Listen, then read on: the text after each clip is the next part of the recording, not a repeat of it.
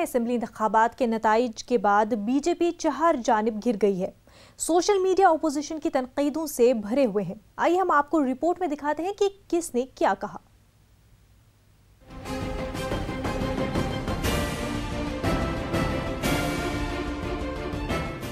Assembly इंतखाबात में कांग्रेस की जीत भले ही सारी रियासतों में नहीं हो पाई हो, लेकिन एक बात जरूर है कि बीजेपी की शिकस्त के साथ साथ उसकी खुद एतमादी को भी ठेस पहुंची है।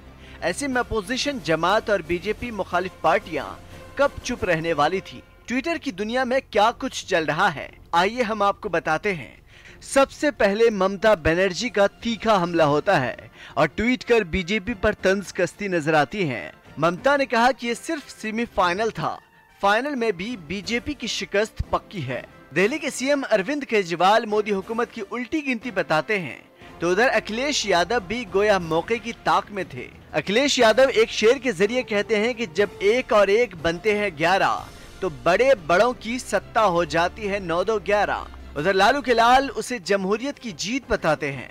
उन्होंने मोदी हुकूमत को जुमलेबाजी से ताबीर करते हुए अवाम की जीत बताई। अब आइए हम आपको बताते हैं कि खुद राहुल ने इस कामयाबी पर कैसे जवाब दिया। हमारी अप्रोच अलग है। हम बीजेपी की एक विचारधारा है, हम उस विचारधारा के खिलाफ लड़ेंगे, उनको हम हराएंगे। हमने आज हराया है और 2019 में भी हम हराएंगे, मगर हम किसी को भारत से मुक्त नहीं करना चाहते हैं। कांग्रेस मुक्त भारत का नारा वजीर आजम नरेंद्र मोदी ने 2013 में दिया था। असेंबली इलेक्शन में कामयाबी के बाद राहुल ने जो जवाब दिया वो यकीनन सभी के लिए हैरान कुन था।